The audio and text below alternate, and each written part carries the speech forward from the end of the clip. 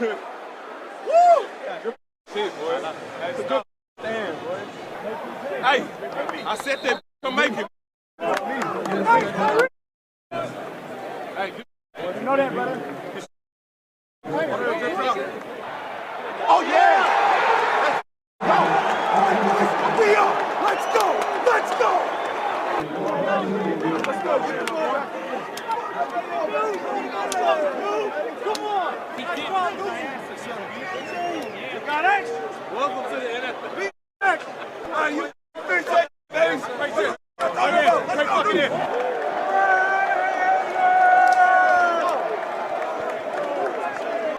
Welcome to the Put On Waivers Media Group, home of the Put On Raiders podcast and the Student Body Right podcast.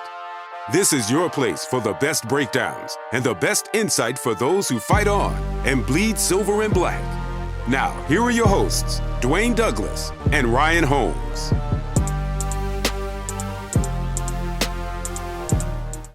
And welcome, everybody, to another glorious episode of the Put On Raiders podcast. I'm your host, Dwayne Douglas, along with Ryan Holmes.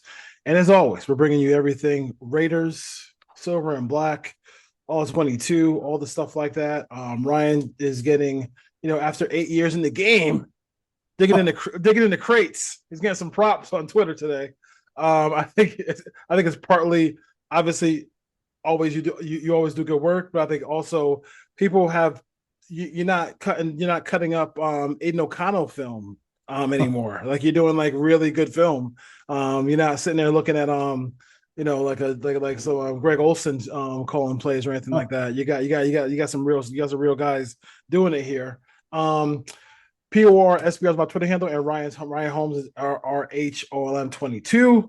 Some news around the NFL really quickly is I think let's see here. That's the wrong one. Oh, Jalen Carter. It got to pay $57,000 because of the spitting incident with Dak. You got George Kittle might be out 3 to 5 weeks with his injury. Brock Bowers PCL. Is he missing time? You think, or you think he's good to go? We don't know. We'll find out tomorrow. We'll find out tomorrow. That's the big day. Wednesday's the big day.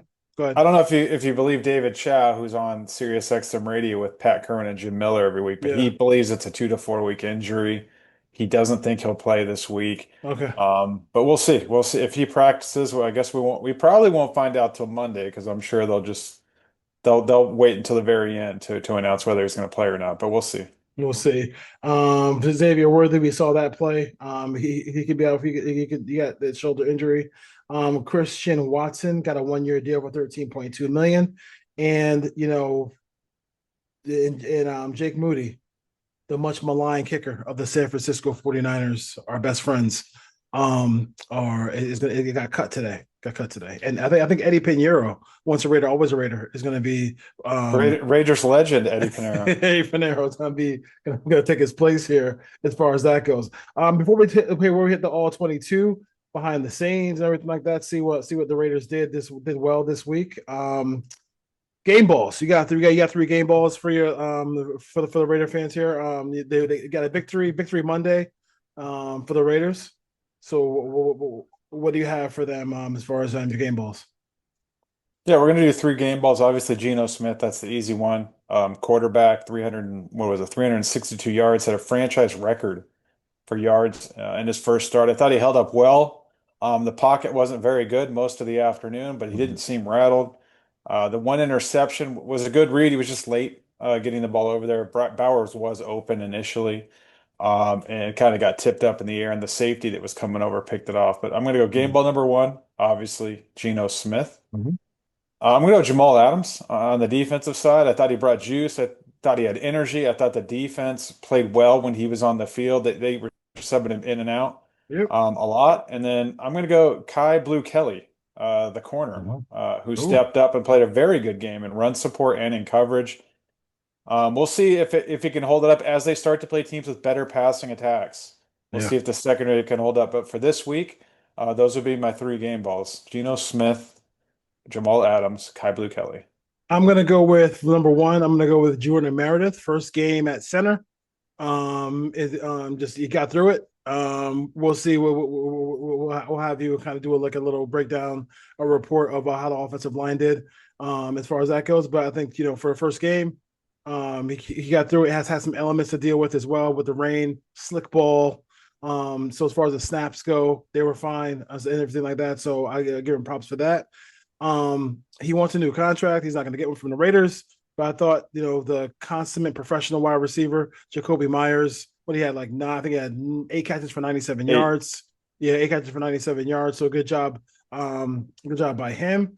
And I love to see Malcolm Kuntz play, be healthy, and and just be a factor for the Raiders. So he's one of my favorite Raiders. Malcolm Kuntz. I'm happy to see that he got back on the field, and hopefully he can stay healthy as well. So let's start with the all 22 here. We can go with let's go with the first one. I left you pull him out. I thought you were going to take the Trojan. I thought you were going to take that one. I can't always take the Trojan. I can't. But nice pick. And he's shown a good hands. I mean, he had a pick kind of similar to that in the preseason as well. So yeah, I do appreciate his work. Let's roll to the zero coverage with Jamal Adams here. With the free path to the quarterback. Yeah, it was interesting if you watch the telecast that the production crew mentioned Pete Carroll doesn't like cover zero when he met with Patrick Graham. I don't know if you caught that bit when they were talking. Yeah. They ran quite a bit of cover zero in this game. So I don't know if Pete Carroll was telling the truth here. They ran it, a handful of times. But on this particular down, this was interesting. This was the one thing that we talked about leading into the preview. What defense are they going to go in? And this isn't base defense. So they're facing, I believe it's 11 personnel for the Patriots. The Raiders have 3 linebackers on the field. So they have Jamal Adams, they have Devin White, and they have Pratt. So they didn't go nickel to match up with 11. And they're going cover zero. They're bringing 7. So all 3 linebackers are coming on this. It's 4-on-4 on the back end. The tight end releases. So that means there's going to be a free runner. You have 6 guys to block, 7 rushers.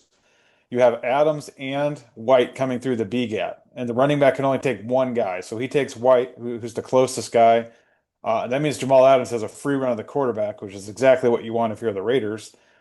He gets in there, there's pressure, and then Thomas Booker, the newly acquired Thomas Booker, who the Raiders got in the preseason, is able to swat the ball down. There's good coverage. Obviously, Eric Stokes is running man for man on that shallow crossing route with the wide receiver to knock it down. But I thought this was a good design. It was interesting that they stayed with base defense versus 11 personnel, and they did end up getting the free runner here. So good design.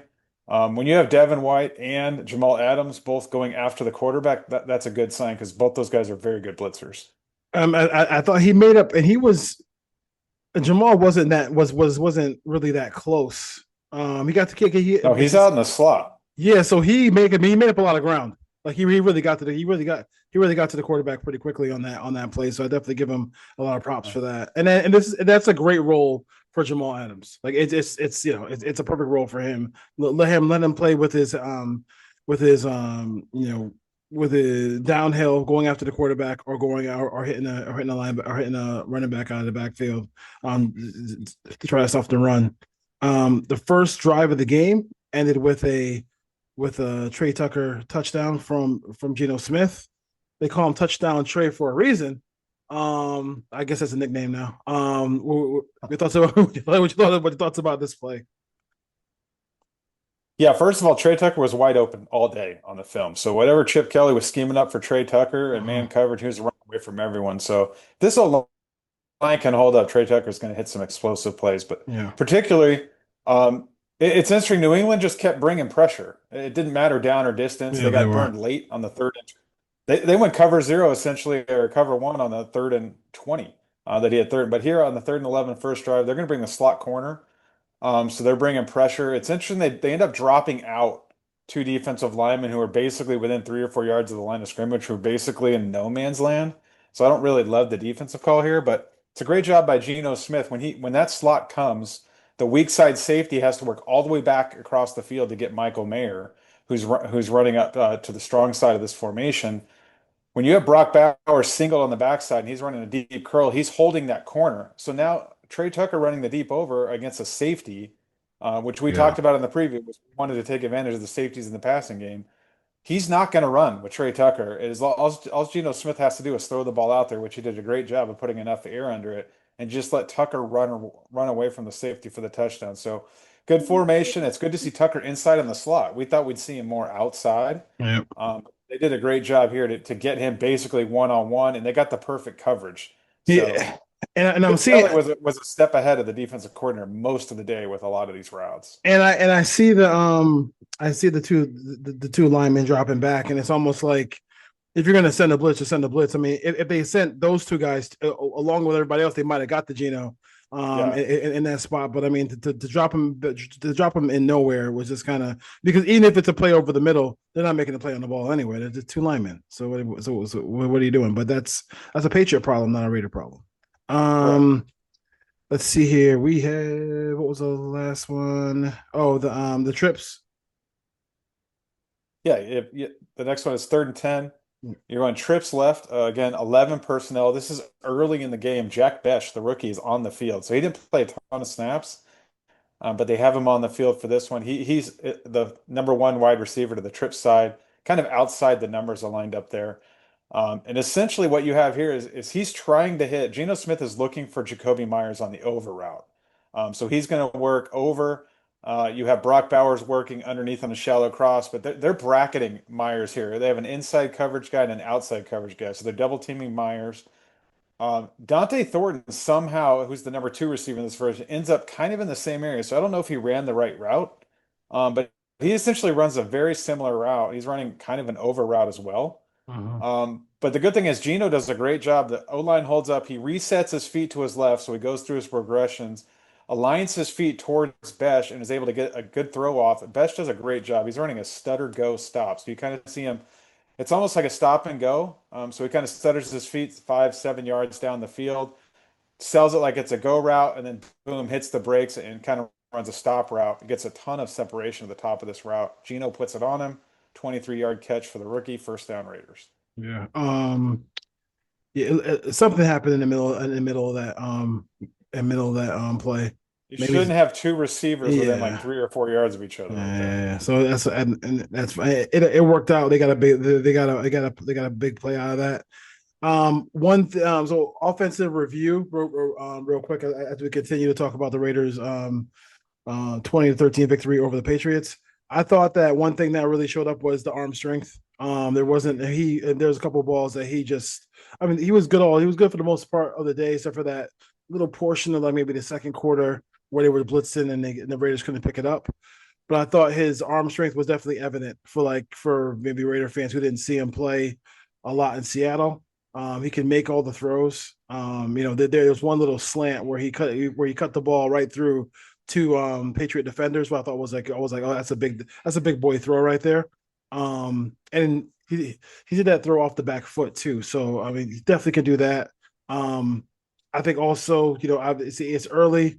I thought they had a moment in the game where they were running the ball a little bit, and then they kind of went away from it, and that's when they got the interception. When he was trying to hit Bowers. Bowers, he had 5 catches, but still well over 500 yards. I mean, the guy is just tremendous as far as that goes. And I think you mentioned it too. It's like, I think Tucker and Thornton especially Tucker in the slot, could be something to deal with for teams, because I mean, he's going to be. He looks, if he can get open that continuously with that speed, that's something the Raiders can really take advantage of. Yeah, I mean, teams are going to double Bowers and they're going to double Myers. So if you have another guy who can win one-on-one, because they basically played Thornton one-on-one and they played Tucker one-on-one the whole day. And they just have to hit a couple of deep plays. It was interesting, and I think I texted you this, that the Patriots just kept running single high. Like they were loading the box. They were sending guys early, close to the line of scrimmage to shut down the running. They were daring the Raiders to throw the ball against them. Yep. And I think Chip Kelly did a great job, especially coming out of halftime, where they kind of got away from it in the second quarter, where they tried to set up the run and they couldn't do it. Where they just came out of halftime and said, all right, we're just going to go play action and get our first down. We're just going to take all these chunk plays. If you're going to be playing the run, we're going to throw the ball. So it's going to be interesting moving forward. Once teams start backing up and playing too high coverage against them, they're not going to have as many explosives down the field, but that should open up the running game. So that's what having Tucker and Thornton on the field together gives you, is those guys are going to win one-on-one, especially Tucker right now, if you're going to play single high coverage. But I thought overall, Geno, like you said, he ripped it. It was drizzly, as Raiders fans are like, oh, the weather's not going to be great. Like we don't ever see good games. If it's cold, if it's wet, if it's slippery, we have a long traumatic history of watching games like that. But Geno Smith ripped it. He hit the ball. Obviously, you said to Myers. He had a great throw to Tucker down the field. He had another one where he kind of ripped it to Bowers and got it up over the safety or over the linebacker in front of a safety. So you saw the arm strength. You saw the touch down the field. The ball, he underthrew the ball to Thornton when he had separation on that 3rd and 20 at the end of the game. But you got enough of it on there for where Thornton made a nice play to make the catch. But I thought Chip Kelly did a great job with the passing game and getting guys open. There was guys open all over the place. So that's something we haven't seen a ton of when breaking down all 22 for the Raiders in a long time. So hopefully it continues. And like I said, if teams want to back up and play coverage, then if this offensive line can improve their timing in the running game, Genty should have some holes to run through. Offensive line play in this one. How was it, picking up stunts and all the stuff like that? Like what's the kryptonite for this offensive line? Because on Monday night we got some big boys coming to Allegiant. So I'm going to say it wasn't as bad on film as I thought it was going to be, but it wasn't great. I would grade it as a D. I didn't think they played well at all. I think Colton Miller had a pretty good game. I think Parham got beat a little bit. I think DJ Glaze got beat around the outside a couple times, but a lot of times they just brought extra guys, and they were bringing 5, 6, 7 guys consistently. And I don't think the Raiders are ready to pick up a bunch of the blitz schemes that they saw. But I also think that as the game went on, the Patriots saw, wait a minute, we can take advantage of that right side. Those young guys, those second-year guys, JPJ and Glaze, they were running stunts at those guys consistently, and they just weren't picking them up. And we always saw an issue with stunts with the Raiders before, but I think in this game it continued. And what I saw on film was even Parham. So let's say Parham and JPJ, they're so fixated on the guy in front of them that, if the guy's lined up on the outside shoulder of JPJ, he's getting to that guy and he's trying to force him wide as much as he can. And he's not staying on the same level as Glaze. So there's a hole in the offensive line. And then that's when they run the stunt and JPJ's got his shoulders turned. The guy's just going right around him. It happened to Parham too. So those guys need to stay on the same level and pass those rushers off and not leave these giant gaping holes in the A gap for guys to go screaming through. So they're going to have to shore that up. I think of the running game, there's some plays Genty's going to want back. He missed 2 or 3 holes where if he just stayed true and just pounded it up in there and was a little more patient, there was holes. But I think he got stuffed so much in the first half, he just started trying to bounce everything the second half. He just got bounced crazy, and then it wasn't working. He couldn't get outside. So they're going to have to figure out a way to run the ball better. A lot of it, and this is the same thing I saw last year early, is the timing on the double teams, where the interior 3 had a tough time like engaging initially on those combo blocks and then climbing to the second level. The timing was way off. So these linebackers are creeping up and they're crashing to stop the run. So they didn't really have time to adjust. So like as this team throws the ball and backs those guys up, it should help the offensive line in the run game. So I think the game plan for New England was we're just going to stop Genty, and we think we can cover everybody because we're not scared of anyone. And we're just going to shoot gaps to the linebackers, and it didn't work because Chip Kelly was a step ahead of them with all the play action stuff. So I'm really excited to see how they're going to attack this Chargers defense next week, because the Chargers aren't going to run the same defense, but they're going to mix it up. So it should help the offensive line when those linebackers start backing up and have to respect the play action. But New England didn't respect it at all. They were just coming. The minute they saw anything that resembled a running play, they were coming downhill.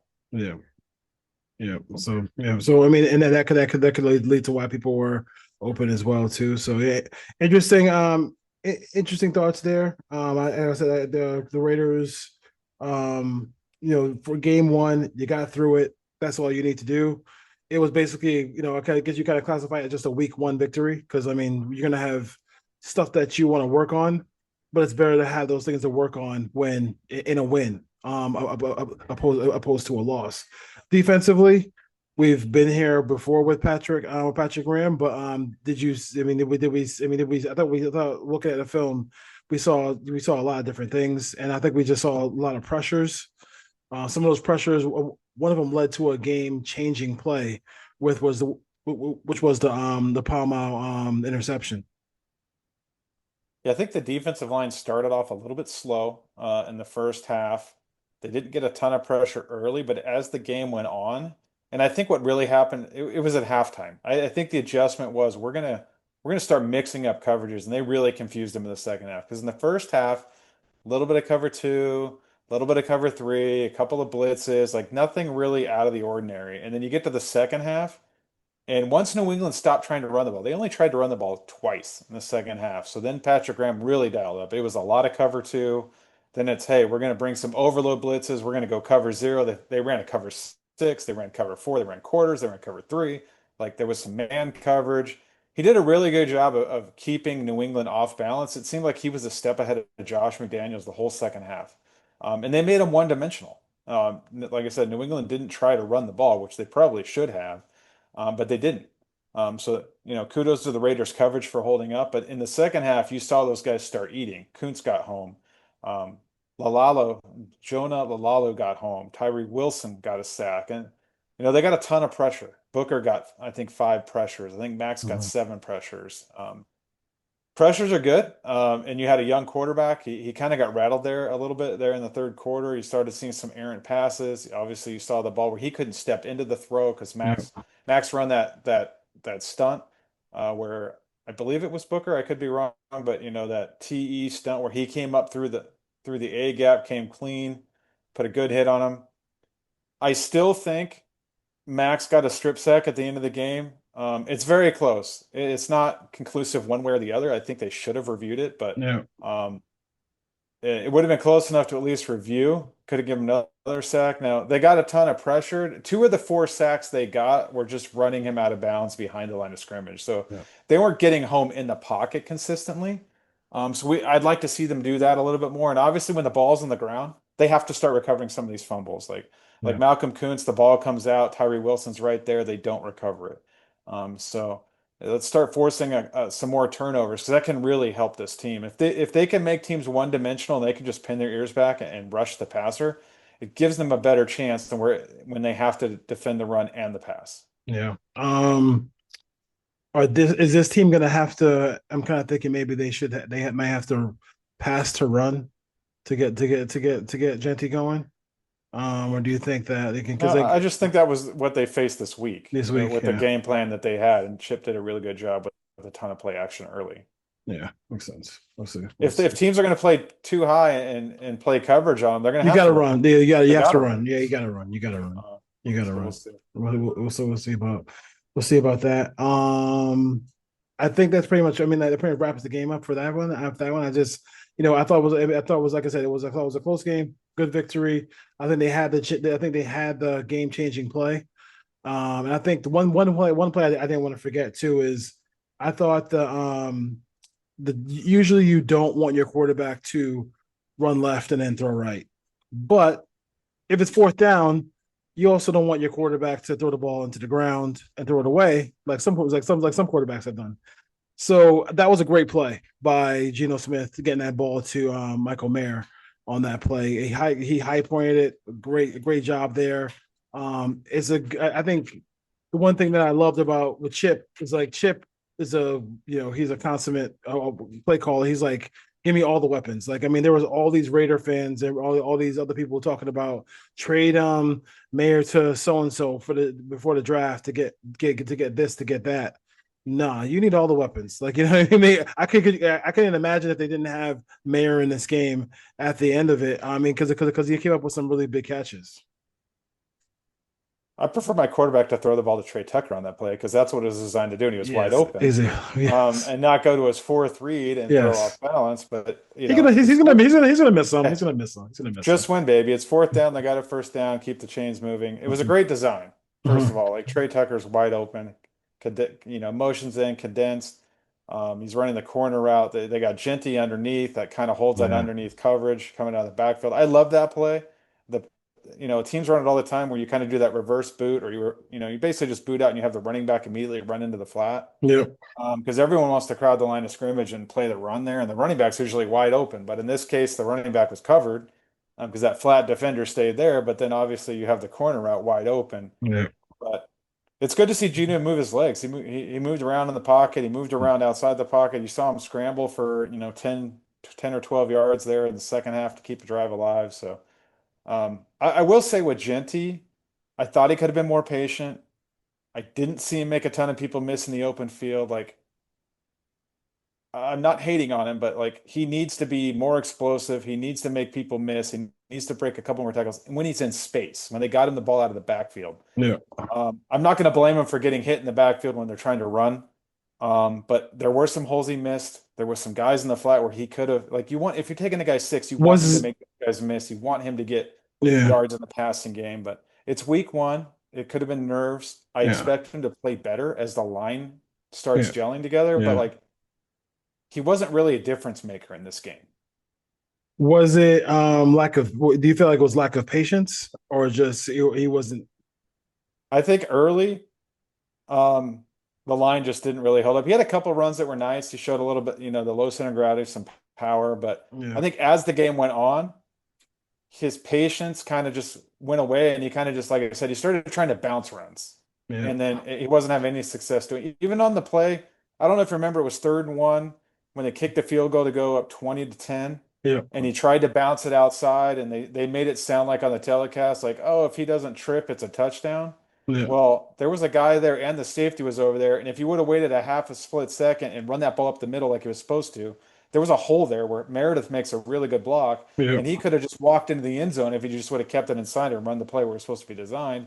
Instead, they lose yards, and then they have to kick a field goal instead of scoring a touchdown. So there was 3 or 4 runs where if he just would have been patient and just ran it where the hole was supposed to be and gave those guys a little bit more time, he would have got 3, 4, 5 yards or even broken something. Yeah, slow to it, hard through it, as they say, right?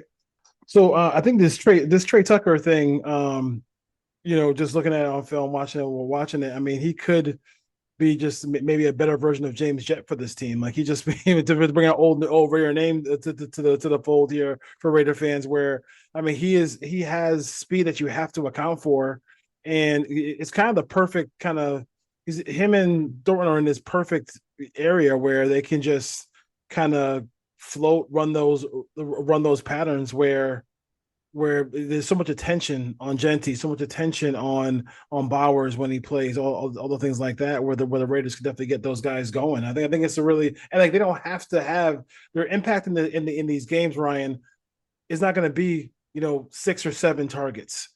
They're 3 or 4. I mean, like right now they had 2 catches each, 54 yards and for 45 yards. And the game started with a big play to Tucker and ended with a big play to Thornton. So they can have a big impact on these games.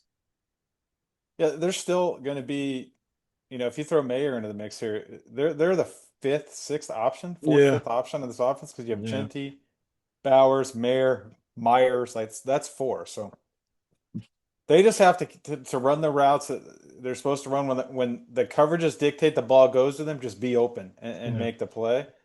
Alexander Wright. That's right. You name them. Speedsters they've had. Sam Grady, Rocket Ishmael. you name them. Times. You name them. Willie Galt. We can go back in the day. Ron Brown. We can just start going U.S. track team. Yeah, exactly. But if you did notice, as they got into the meat of this game, into the mid-3rd quarter, into the 3rd quarter, early 4th quarter, when they ran 12 personnel, it was Tucker and Myers. It wasn't Thornton. So they trust Tucker a little bit more in this offense right now. Yeah. When you go to 11, you want them both on the field, just to have 2 speedsters. But when only one of them's on the field, I still think Tucker is going to get more snaps at the end of the day. Yeah, cool thing. Cool beans there as far as that goes. Let's see here. What else do I have on my notes? I will also throw in, they did line up Michael Mayer in the backfield a lot in this game, towards the second half. So he was playing some H-back, some fullback. Yeah. Ian Thomas got a lot of run as the third tight end. So when Bowers went out, and they still ran plenty of 12 personnel with Thomas is the run blocker, and they kind of moved Mayer around. So if Bowers does end up missing a week or 2 or 3 weeks, like I think they can hold the fort here with those two tight ends, and then obviously that would mean Jack Bech would probably get some more run in 11 personnel. Yeah, to give you still get the shorthandedness. You don't get you lose the explosiveness obviously without Bowers, but who runs like a wide receiver. But you do get you still get solid play. And as long and like I said, tomorrow's a big day. We'll see what happens with Bowers. And as long as you don't see the Raiders sign a tight end, I guess I think that could be a good sign going into the Charger game. Well, they have a couple guys on the practice squad. I think Carter Runyon is on the practice squad, and we'll see.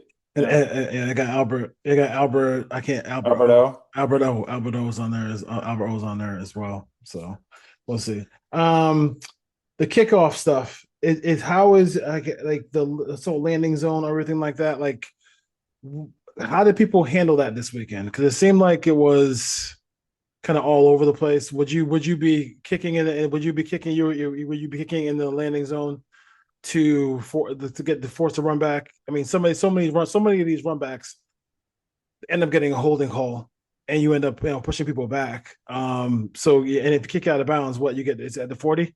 If you kick out of bounds. So what were your thoughts about how kind of teams handle that, how the Raiders handle that? I think for the most part, you saw returns were up across the league, and a lot of teams aren't kicking it all the way into the end zone, and obviously it's tough at this point to kick it out of the end zone. So you're going to have a ton of returns here. Ideally, what you want, and I know that Daniel Carlson tried it and he kind of messed it up and he missed the landing zone, but you kind of want that low line drive that lands in the landing zone and bounces around. Yeah. It kind of screws up the blocking scheme. But he's also kicking some low line drives that get there in a heartbeat. So he's not kicking those high hanging balls up in the air. But you're going to have to run down and cover on these kicks. So you never want to kick it out of bounds, unless it's the end of a half or end of a game, and you really don't want to get the half. What Chicago should have done at the end of the game don't get me started on Chicago yesterday, but kick it out of bounds. Yes. That's when you want to do it, because they cost themselves 50 seconds at the end of that game. Yes. By allowing the guy to return it. Now, Ben Johnson did say after the game he told the kicker to kick it out of the end zone, but he tried. He couldn't get it far enough. We're talking about 5 yards or 50 seconds. I'd rather have the 50 seconds.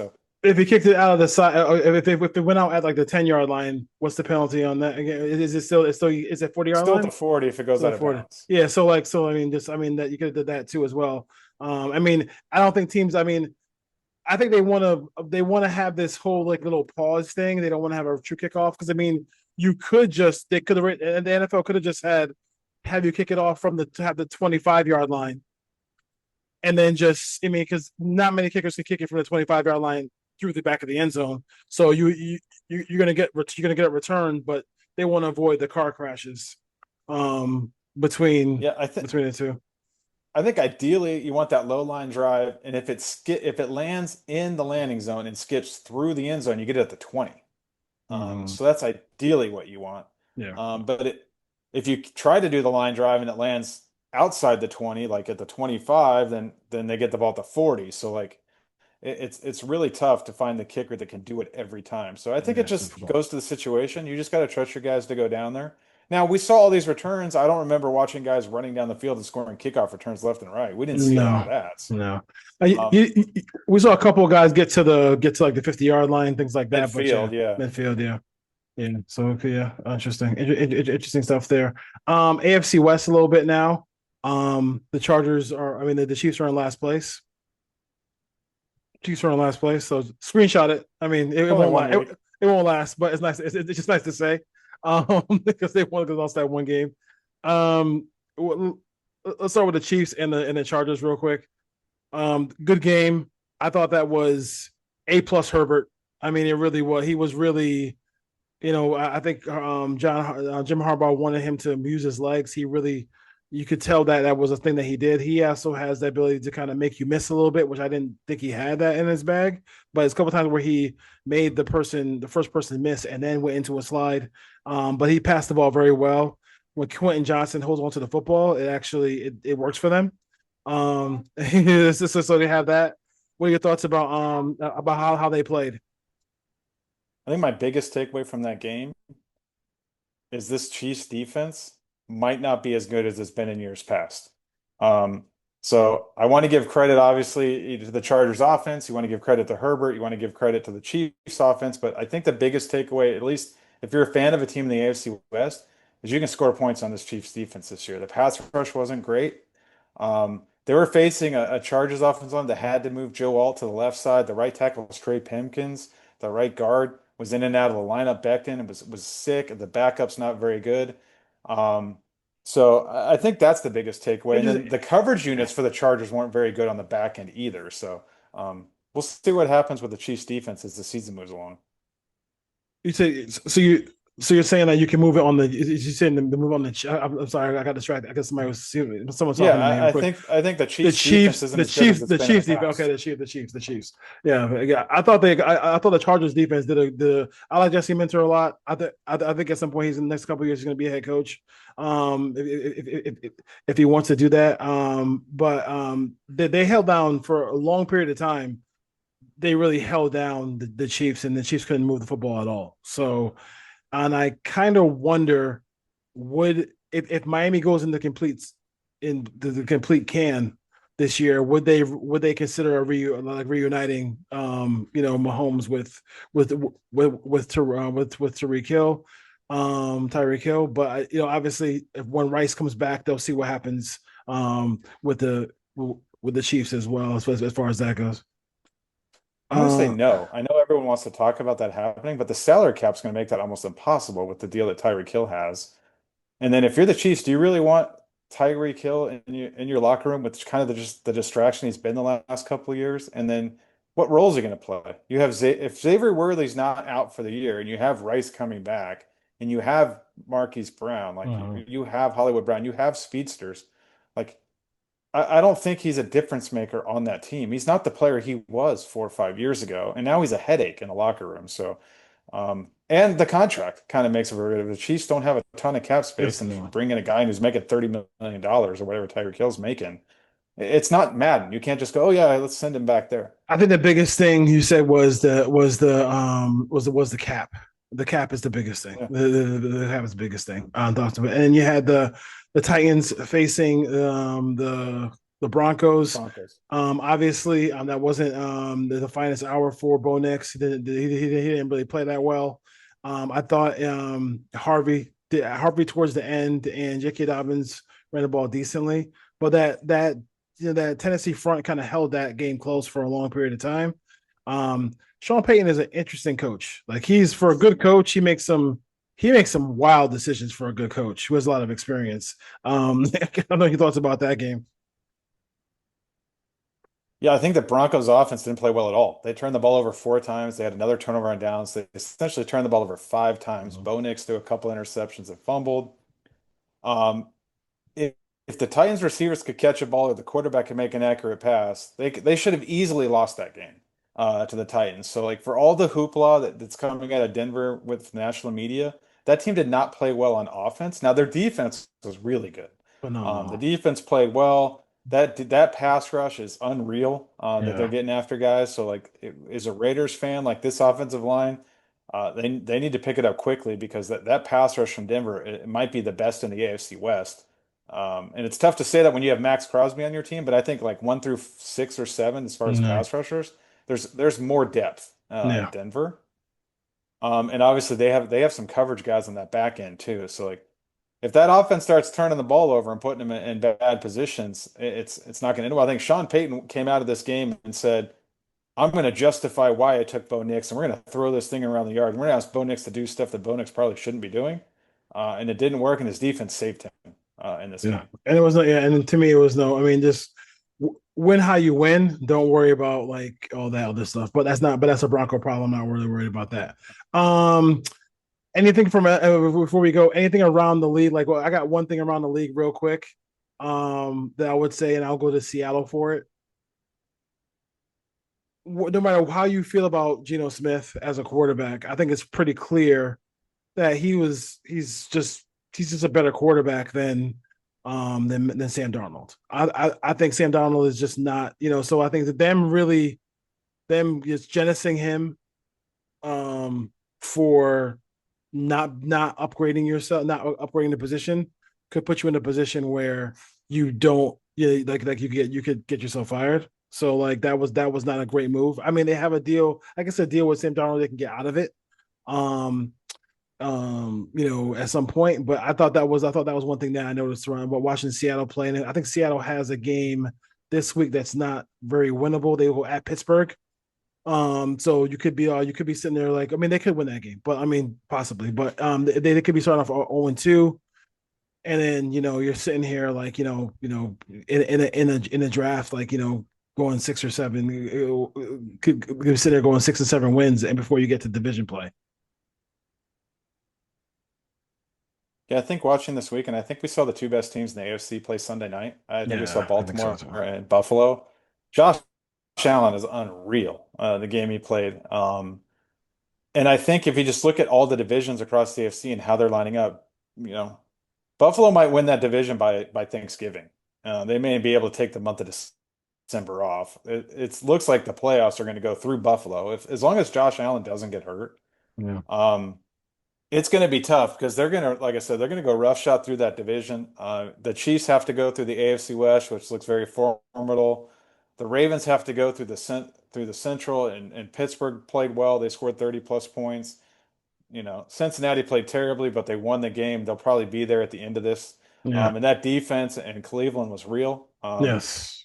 So they're not going to have a ton of layups. Whereas now we're talking about Buffalo gets to play the Patriots twice. They get to play the Jets twice, which the Jets played pretty well, but that defense didn't stand up. And then you have Miami. It's a dumpster fire right now. So I look at those teams, and then I circle over to the NFC, and I circle the Lions, because we've always talked on the show, like, what are the Lions going to be when they lose those coordinators? Is it going to be the Dan Campbell before he got Ben Johnson to be his offense coordinator? Because that team looked like they were in shambles. It was not even like a poor version of what they were last year. They basically got run out of the building by Green Bay. I know it's week 1, but I saw another stat. Jared Goff has never won a game in the National Football League where Sean McVay or Ben Johnson weren't calling his plays. He hasn't won a single game. He's like 0-19. I gotta look that up. I think somebody debunked that, but I mean, well, even if you do debunk it, he still doesn't have to me, it's like he won games. So I'm not gonna, I mean, it's not, I'm not gonna go, it is what it is. I mean, the guy, I mean, it took they're not winning 15 games this year. They might not win 10. They're not. I mean, they're. This is interesting. I mean, the Ben Johnson Bowl is going to be like really is going to be big this week, because somebody's going to be 0-2, and somebody's going to be feeling the real heat of the NFL season. If it is, I mean, because like they never really were Aaron Glenn. They never really were great defensively with Aaron Glenn. So it was really Ben Johnson was the biggest loss. I think obviously watching the Bears yesterday, they look horrible on offense. But I think he had a great synergy with Jared Goff. Like they had something really, so they had a really good connection. And a lot of stuff he ran worked with him. So we'll see what happens. We'll see what happens they there. They run the ball, which was interesting. They didn't run the ball very well. Yeah, I mean, what was it? Who's the offensive coordinator now? Johnny Morton. Raider legend Johnny Morton. I mean, I don't understand how guys make choices like that, but I mean, in football, it's about relationships. These coaches will not if they don't have a relationship with you. I'm not saying Detroit's not a good team, but I don't think they're anything close to what they were last year. I mean, they're talented. They should. I mean, they're talented, but like but their strength was scoring points, and then having their pass rushers go after the quarterback. Now I don't really know what they're gonna do as far as that goes. All right, Brand Nation. You gotta wait a little bit. You can relax on Sunday. You might have to run some errands with wifey. Because on Monday, because on Sunday, because the game's on Sunday. You can maybe freeze you up on free on Sunday a little bit, and then you wait all the way to Monday night, after there's 2 games on Monday night, which nobody likes. I'm not sure why they keep doing it, but I don't like it in the Midwest. This game's going to kick off at 9 o'clock. For Like, you- what are we doing? It's this is not going to the be over first until like midnight over here. For you, it's going to be a tough one. You might have to, might have to have some Diet Cokes to stay up. What, but yeah, what am I going to do until 9 o'clock? Watch the Bucks. It's the Bucks playing first, right? But yeah, so it'll be stuff. Here I'm still on the West Coast, so it's the beautiful games. The game starts at 7 o'clock, which we all love out here. So we'll see. All right. I will be back with I'll do all 22 with the Chargers. And then hopefully Ryan we'll get Ryan back on to do a preview of the Charger game before they actually play, because it's on Monday. So all right, folks, have a great day. Ryan, take care. Take care. Tell Darius Miles I said hi. Take care. I will. Bye-bye.